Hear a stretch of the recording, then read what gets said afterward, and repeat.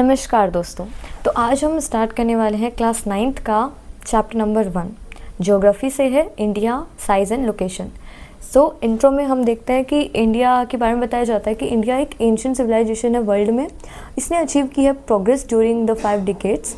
कुछ डिकेड्स में इसने प्रोग्रेस को देखा है, जैसे कि एग्रीकल्चर में प्रोग्रेस हुई है, इंडस्ट्रियल एरिया डेवलप हुआ है, टेक्नोलॉजी हुई है एंड ओवरऑल इकोनॉमिक डेवलपमेंट देखने को मिलता है।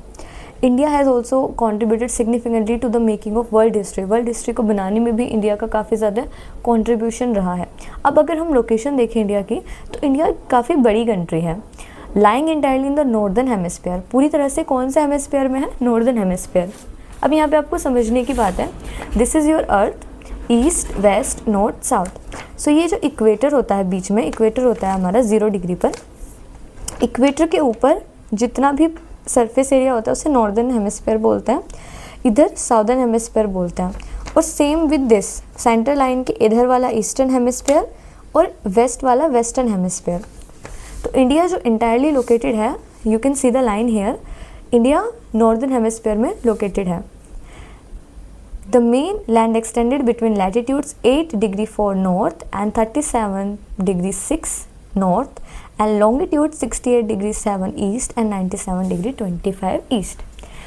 If you look here, this we refers to the latitude, like the lambi longitudinal lines are called latitude and these are the lines, they are called longitudes. So आपको इनके जो coordinates है, these are called coordinates. तो we should learn about the coordinates.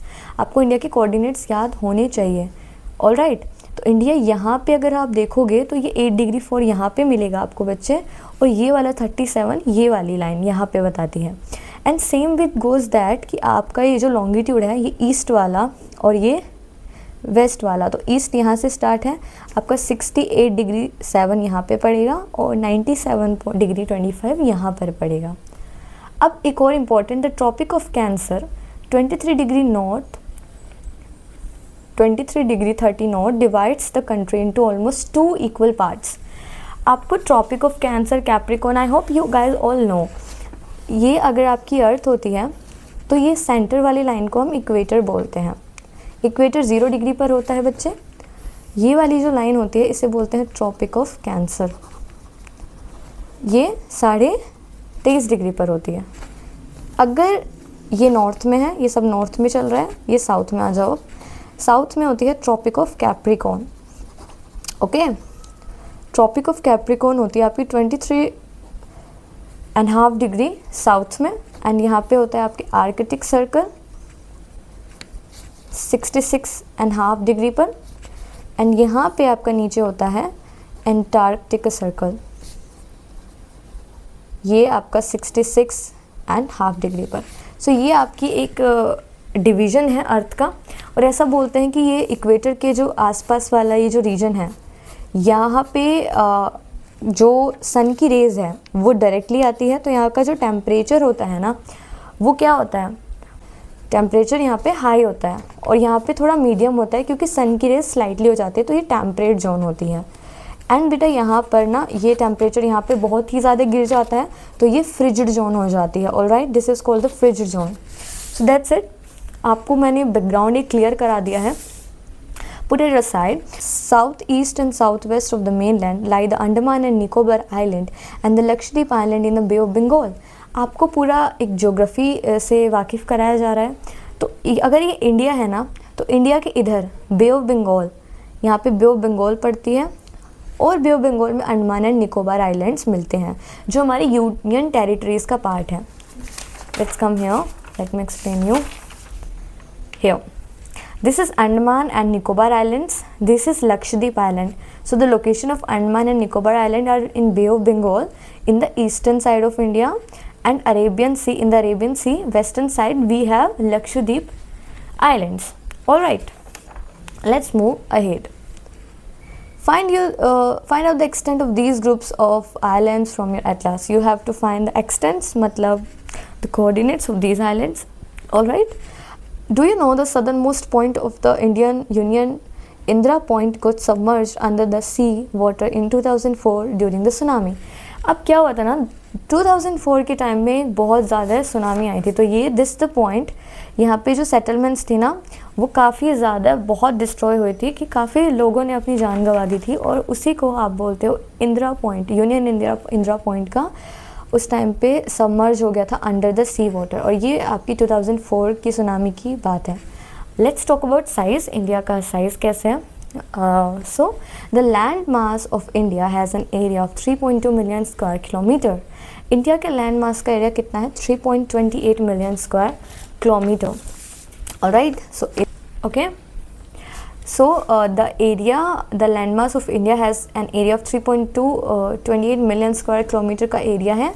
India's total area accounts for about 2.4% of the total geographical area in the world। Total area की अगर हम बात करते हैं तो वो वर्ल्ड के 2.4% में ही आपका लाई करता है टोटल जियोग्राफिकल एरिया, अगर हम उसकी बात करें तो। Now let's talk about its extended boundary कि India has land boundary of about 15,200 kilometer and total length of the coastline of the mainland including Andaman and Nicobar and Lakshadweep is 7,516.6 kilometers। Alright, यहाँ पे क्या बात हो रही है कि see this is the whole coastal boundary, India की जो लैंड बाउंड्री है वो आपकी 15,200 किलोमीटर। लेकिन अगर आप उसमें अंडमान एंड निकोबार लक्षद्वीप की भी आप एक तरह से देखो कि कितनी उनकी इंक्लूडिंग बाउंड्रीज़ हैं, तो उनकी बाउंड्रीज है 7,516 किलोमीटर। India is bounded by the young fold mountains in the north west. India के नॉर्थ में हिमालयन माउंटेन्स हैं, यंग माउंटेन्स भी कहा जाता है। और यंग फोल्ड क्यों कहा जाता है? क्योंकि वो माउंटेन ना टेक्टोनिक प्लेट्स के मूवमेंट से बने थे। जब वो बने थे तो माउंटेन्स दे वर लाइक ऐसे होने लगे थे, तो वो माउंटेन फोल्ड होके बने हैं प्लेट्स के, तो उन्हें इसलिए फोल्ड माउंटेन्स भी बोलते हैं। And do tell me in the comment कि इंडिया के अलावा वर्ल्ड में और किस किस जगह पर फोल्ड माउंटेन्स हैं। Okay, south of about 22 degree north latitude it begins to taper and extend towards the Indian ocean. लगभग यहाँ पे 22.5 डिग्री के करीब, like if you look at 20 degree यहाँ पे है, तो यहाँ पे लैटिट्यूड पे ये टेपर हो जाता है, Arabian sea and bay of Bengal ऐसे सेपरेट होके, और इस वाले पार्ट को आप पेनिनसुलर पार्ट भी बोलते हो, है ना। सो आप लुक एट फिगर 1.3 फिगर यही है, इसको देखेंगे। The latitudinal and longitudinal extend of the main land is about 30 degree. Latitudinal and longitudinal extend कितना है? About 30 degree. सी ये है आपका, इट्स अबाउट 97 यहाँ पे पड़ता है एंड 68 यहाँ पे, so it's almost about 30 degree का एक्सटेंड, एंड 37 यहाँ पे है आपका 8 डिग्री समथिंग है। सो यहाँ पे आपका 30 डिग्री का ऑलमोस्ट आपको एक्सटेंड दिख जाता है। Despite this fact the east west extend appears to be smaller than the north south extend.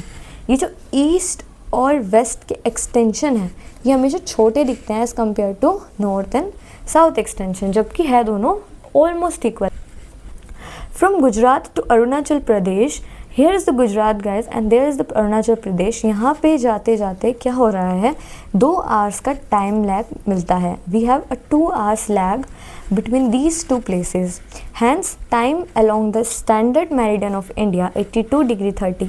अब क्या होता है ना, इस वाले पार्ट पे और इस वाले पार्ट पे ना टाइम गैप्स मिलते हैं। यहाँ के टाइम में ना लगभग 2 घंटे का एक गैप है। सो इसीलिए 82 degree 30 guys, this is important, you should note it down कि 82 डिग्री 30 पर मतलब कि आपके करीबन इस वाले पॉइंट पर पासिंग थ्रू मिर्ज़ापुर, उत्तर प्रदेश में there is a place of Mirzapur, वहाँ से फाउंड होके कि इंडिया का स्टैंडर्ड टाइम हम ये बनाएंगे, जो समय यहाँ हो रहा है वो यहाँ भी चलेगा, यहाँ भी चलेगा, वो पूरे इंडिया में चलेगा। और इसी क्रॉसिंग लाइन को आप बोलते हो standard meridian of India. Alright, जो लैटिट्यूडनल एक्सटेंड है इन्फ्लुएंस करता है duration of day and night as one moves from south to north. What is this saying कि जो लैटिट्यूडनल एक्सटेंड है like this one the extend, ये भी almost day and night को वो करता है, वेरी करता है। अगर आप नॉर्थ से साउथ में भी जाओगे तो ये भी आपको याद रखना है। अब आपको ये फाइंड आउट करना चाहिए कि why 82 degree 30 east has been selected as the standard meridian of India. ये क्यों सेलेक्ट हुआ है कि स्टैंडर्ड मेरिडियन ऑफ इंडिया? और भी तो जगह थी यहाँ पे भी तो हो सकता था, but why this one? And let me tell you, जितने भी क्वेश्चंस मैंने आपसे पूछे हैं, you should tell me in the comment. And if you guys have the one person who gives the proper answers, I'll pin that person as well. So why is the difference between the duration of day and night hardly felt at Kanyakumari but not so in Kashmir? एक another question ये भी है कि क्या day and night का जो difference है, जो ड्यूरेशन है, कि दिन और रात में इतना फ़र्क वो कन्याकुमारी में ज़्यादा फील होता है, कश्मीर में नहीं होता, तो ये भी आपको पता करके रखना है। India and the world. अब इंडिया और वर्ल्ड के बारे में देखते हैं कि ये जो हमारी कंट्री है ये वर्ल्ड लोकेशन पे कैसे रोल प्ले करती है, इसके आसपास कौन सी कंट्रीज़ हैं और क्या क्या उनका रोल है। So the Indian landmass has a central location. अब आप देख सकते हो अगर हमारा इंडिया यहाँ पर है तो ये एक सेंट्रल लोकेशन कैरी करता है, राइट। तो इसके ऊपर एशिया, इधर आपका अफ्रीका, इधर इंडियन ओशन है, तो इधर भी बाउंड्रीज़ है कंट्रीज़ की, पाकिस्तान की, म्यांमार की, बांग्लादेश की, तो वो हमें अभी देखनी है, ठीक है। यही हमारा टॉपिक है, India and the world. India is a southward extension of the Asian continent. Asia continent का साउथवर्ड एक्सटेंशन है इंडिया। जो ट्रांस इंडियन ओशन रूट्स हैं which connect the countries of Europe in the west and the countries of East Asia provide a strategic central location to India। अब ये एक word है आपका trans Indian ocean routes. Trans means जो India से होते हुए गुजरे।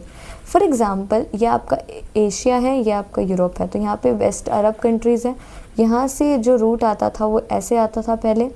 तो जितने भी लोग व्यापारी होते थे ना वो ऐसे आते थे, तो इंडिया में भी स्टे करते थे। वहीं उन्हें अगर इधर जाना है आपका साउथ ईस्ट एशिया में, तो भी इंडिया से होके जाते। तो इंडिया एक स्ट्रैटेजिक लोकेशन रखता है ट्रेडिंग रूट्स के लिए और बाकी चीज़ों के लिए। So this is the one importance.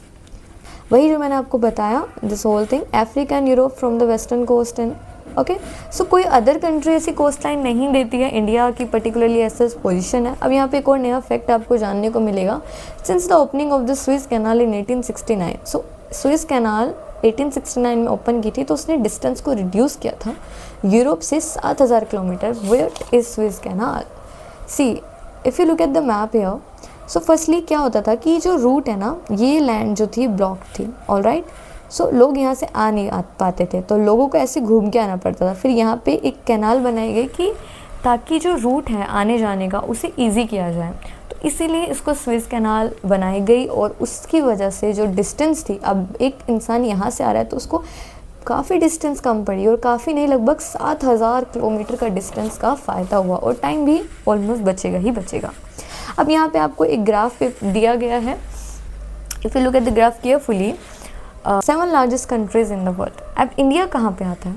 सबसे फर्स्ट नंबर पे largest countries Russia, than Canada, than USA, than China, Brazil is the 5th one, and Australia is 6th one, and then हमारा इंडिया आता है on the 7th number. So India is the 7th largest country in the world. Clear? Look at this. India on international highways of trade and commerce. India की कहाँ से highways हैं और trade and commerce के कौन कौन से roots हैं वो देखिए। So the red one is the air routes, this one the air routes. Delhi to Kolkata is a airline, Kolkata to Mumbai is also an airline, Mumbai to Chennai is an airline. Sea route, Mumbai port से आप आ सकते हो यहाँ पे श्रीलंकन पोर्ट से, या फिर मुंबई से डायरेक्टली आप जा सकते हैं कोलकाता पोर्ट पे। So these are the important ports, right. And what I told you before कि यहाँ से देखिए दिस वन की जो स्पोर्ट्स का रूट है वो यहाँ पे है मुंबई, दैन मुंबई से होते होते it can go to Singapore, जो कि एक एशियन कंट्रीज़ है साउथ ईस्ट एशिया में। तो इंडिया एक स्ट्रेटेजिक लोकेशन करता है रूट्स के मामले में। अब जो इंडिया का कॉन्टैक्ट है वर्ल्ड से have continued through ages. We have history of trade. Earlier we had a trade of cotton. We supply cotton countries to countries. Also the handicraft business we had before Britishers. So we had a history, right, regarding the trades through ages, but her relationship through the land routes are much older than her maritime contacts. कोई भी country होती है ना तो उसे internationally हर से represent किया जाता है, शी बोला जाता है। सो ये आपको एक फैक्ट याद रखना है हिस्ट्री का। सो इंडिया का जो लैंड रूट है ना वो मच ओल्डर है than the maritime contacts. Maritime means sea routes. The various passage across the mountains in the north have provided passages to the ancient travellers. India के north में Himalayan mountains हैं, और ये जो हिमालयन माउंटेन्स है यहाँ से भी लोग आते थे। फॉर एग्ज़ाम्पल ये पाकिस्तान, अफ़गानिस्तान, ये बहुत बाद में बाइफरकेट हुआ। पहले ये सारा एक था। इंडिया में जो अशोकन रूलर्स थे या जो बड़े बड़े समुद्रगुप्त रहे हैं, तो उन सब ने ना यहाँ तक भी उनका राज्य था। तो यहाँ से लोग आते थे ट्रेडिंग के लिए, एंड अल्टीमेटली ये लैंड रूट काफ़ी ज़्यादा था और पासेस से आते थे। पासेस एक ऐसी पतली जगह होती है माउंटेन में जहाँ से लोग एक्सेस कर सकते हैं उस लैंड में। एंशिएंट ट्रेवलर्स यहाँ से आए, वाइल जो ocean restricted such interaction for a long time. Ocean से हमारा इतना ज़्यादा इंट्रैक्शन नहीं था लंबे समय से, हम लैंड के थ्रू व्यापार करते थे। These routes have contributed in the exchanges of ideas and commodities since ancient time. As you know, if any person comes from outside, तो क्या होगा अल्टीमेटली, उनके ideas, they will share the custom, they will share another thing, और जो सामान है obviously उसका भी जो एक्सचेंज है वो होगा, एंशियंट टाइम से होता आ रहा है। Ideas of Upanishads and the Ramayana, जो स्टोरी है पंचतंत्र की, the Indian numerals and the decimal system thus could reach many parts of the world. You know what, जो इंडिया का डेसिमल सिस्टम है वो पहले गया यहाँ पे अरब में। जब वो अरब में गया उसके बाद वो ही डेसिमल सिस्टम गया यूरोप में, और यूरोप वाले उस डेसिमल सिस्टम को बोलते हैं कि हमें अरब ने दिया, जबकि वो सिस्टम इंडिया से गया है स्कॉलर्स के through. So this is something कि जो हिस्टोरिकल चेंजेस आते गए, तो ज्योग्राफी का बहुत बड़ा रोल प्ले होता है। यहाँ पे हम देख सकते हैं आइडियाज़ को ट्रांसफ़र करने में, कोई न्यू नॉलेज को ट्रांसफ़र करने में। ओके, डेसिमल सिस्टम वर्ल्ड में गया, जो स्पाइसेस थे, मुस्लिन थी एंड अदर मर्केंडाइज, मतलब सामान थे जो भी, were taken from India to different countries. India से वो बाकी कंट्रीज़ में गए। On the other hand the influence of Greek sculpture, आप एक ग्रीक का इन्फ्लुएंस भी देखेंगे इंडिया में, and the architectural styles of domes and minars from West Asia can be seen in different parts of our country. So do tell me in the comment कि what are the Greek sculpture that have found in India today. Alright, now let's talk about India's neighbour. India occupies an important strategic position in South Asia. India has 29 states and 7 union territories. But अभी currently जो हमारी data है, मेरे पास data है, उसके हिसाब से 28 आपकी स्टेट्स हैं एंड आपके 8 यूनियन टेरिटरीज़ है। ऑलराइट, एक स्टेट घट के यहाँ पे यूनियन टेरिटरीज़ बन गया, तो अभी 7 नहीं है फ़िलहाल। तो ये आपको एक मैंडेट कर लेना है। You have to find out of these things, you will read and find out. India shares its land boundaries with Pakistan and Afghanistan in the northwest. So India share करता है अपनी land boundaries Pakistan and Afghanistan में north west. आपको ये देखना आना चाहिए कि ईस्ट है, ये वेस्ट है, ये नॉर्थ है, साउथ है, तो ये वाला नॉर्थ हो गया और ये वाला कौन सा हो गया, वेस्ट होगा। तो इसको क्या बोलेंगे, नॉर्थ वेस्टर्न पार्ट में पाकिस्तान एंड अफगानिस्तान से बाउंड्री शेयर होती है। China, Tibet, Nepal and Bhutan in the north. China, Tibet, Nepal and Bhutan, ये सारी बाउंड्रीज कहाँ पर है, नॉर्दर्न साइड में है, right. Myanmar and Bangladesh east में, this Myanmar, this is Bangladesh, they are in the east. और southern neighbors across the sea consist of 2 island countries, namely Sri Lanka and Maldives. South में there are 2 countries, the first one is Sri Lanka and the second one is Maldives. Alright, so before we proceed further, this is again, do you know वाला concept, before 1947 से पहले there were 2 types of states in India. India में 2 तरह के states थे। सबसे पहला तो province and the princely states. Province थे और प्रिंसली स्टेट्स थे। अब प्रोविंस जो स्टेट्स थे वो डायरेक्टली ब्रिटिशर्स ऑफिशियल्स रूल करते थे, who was appointed by the viceroys. अब देखो यहाँ पे आपको एक चीज़ समझाती हूँ। ये आपका इंडिया था, this is the southern part of India, right. यहाँ पे मान के चलो ये है आपका हैदराबाद, निज़ाम यहाँ पे रूल करते थे, ठीक है। ऊपर नॉर्थ ईस्टर्न में कुछ है, यहाँ पे कुछ है, यहाँ पे कुछ है। तो ये जो ब्रिटिशर्स थे यहाँ पे उनके ऑफिशियल्स थे और उन्हें अपॉइंट करता था वाइसरॉय। तो ये वाले जो हो गए, ये वाले थे प्रोविंसेस, प्रांत, प्रोविंस, ब्रिटिशर्स के प्रोविंस। और जैसे हैदराबाद हो गया जिसको निज़ाम या फिर इंडिया के प्रिंस जिन पार्ट पे डोमिनेट करते थे उन पार्ट को बोलते थे प्रिंसली स्टेट, क्योंकि तो इंडिया से डिवाइडेड था। 1947 से पहले, ठीक है। बाद में क्या हुआ, स्टेट्स वाला कॉन्सेप्ट आया, स्टेट्स बने, जो यूपी, एमपी, बिहार आप आज देखते हैं, ये सारे के सारे स्टेट्स बाद में बने, ठीक है। वो अलग से हम बाद में पढ़ेंगे उन्हें, वो पॉलिटिकल साइंस का पार्ट है। फ़िलहाल ज्योग्राफी पे ही आते हैं। तो हमने देखा कि कौन कौन सी नेबरिंग कंट्रीज़ हैं, और एक और चीज़ हमें बताई जाती है इस बुक में कि जो श्रीलंका है वो सेपरेट हो रहा है इंडिया से। You can see this narrow straight, एक नैरो सी लाइन को देख सकते हो आप। सो ये अगर इंडिया है और ये एक नैरो सी लाइन जो बन रही है, इसको आप ध्यान से देखिए। सो यहाँ पे क्या हो रहा है ना, यहाँ पे इस वाले पार्ट को बोलते हैं, ये वाला पाक स्ट्रेट, एंड इसको बोलते हैं गल्फ ऑफ मन्नार। ये आपको देखना है याद से, ठीक है। जो मालदीव्स आइलैंड है सिचुएटेड है south of Lakshadweep island. Maldives का तो आपको पता है लक्षद्वीप के साउथ में सिचुएटेड है। India has strong geographical and historical links with her neighbours. India का अपने नेबर्स के साथ एक ज्योग्राफिकल के साथ साथ एक ऐतिहासिक लिंक भी है।